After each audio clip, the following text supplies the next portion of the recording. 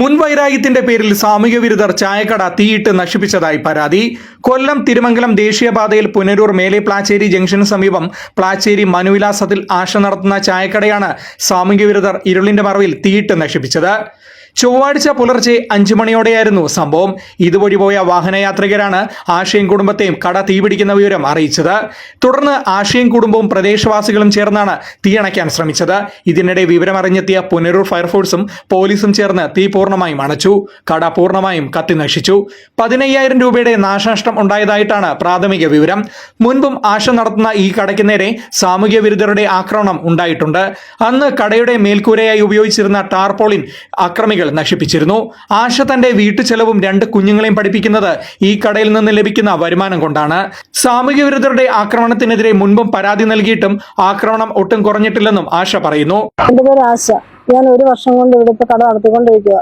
ഈ 1 വർഷം കൊണ്ട് കട നടത്തിയത് 3ാമത്തെ പ്രാവശ്യം നമുക്ക് ഇങ്ങനെ അനുഭവം വരുന്നത്. ആദ്യം കടയുടെ പ്ലാസ്റ്റിക് എല്ലാം കൂടെ വലിച്ചേറി കളഞ്ഞ്, രണ്ടാമത് കടയുടെ ഫ്രണ്ട് മൊത്തം മലമൂത്ര റിസർവ് നടത്തി വെച്ച്, അത് കഴിഞ്ഞിട്ട് ഇന്ന് വെളുപ്പിനെ 5:30 അപ്പുറത്തെ വീട്ടിലെ പയ്യൻ വന്ന് പറഞ്ഞു, ചേച്ചി കടയ്ക്ക് തീ കത്തി, പെട്ടെന്ന് വാന്ന് പറഞ്ഞു. അന്നേരം ഞാനിവിടെ വന്നപ്പോഴത്തേക്ക് മൊത്തം കത്തി നശിച്ചു. അയൽവക്കത്തുള്ളവരെല്ലാവരും ചേർന്ന് തീയെല്ലാം അണച്ച് ഫയർഫോഴ്സിനെ വിളിച്ച്, പോലീസിനെ വിളിച്ച്, പോലീസുകാരും വന്ന്.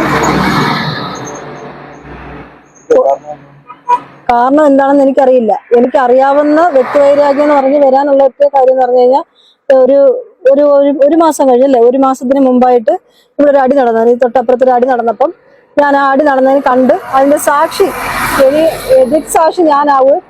എവിടെ വേണമെങ്കിലും ഞാൻ പറയുകയും ചെയ്തെന്ന് പറഞ്ഞു. ആ ഒരു വ്യക്തിവൈരാഗ്യം മാത്രമേ എനിക്ക് അറിയത്തുള്ളൂ. അല്ലാതെ എനിക്ക് പ്ലാച്ചേരി നാട്ടിൽ ആരുമായിട്ട് എനിക്ക് വ്യക്തിവൈരാഗ്യം ഒന്നും അങ്ങനെ ഒരു പ്രശ്നങ്ങളൊന്നും ഇതുവരെ ഉണ്ടായിട്ടില്ല.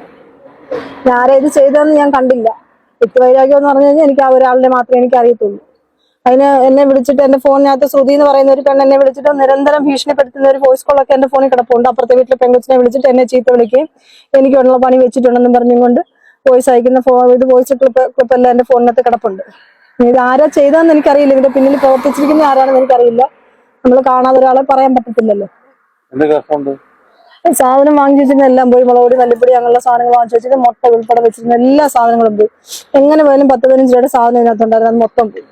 സംഭവത്തിൽ പുനരൂർ പോലീസിൽ ആശ പരാതി നൽകി.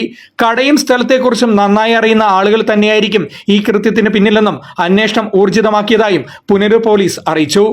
Fox TV news, Punalur.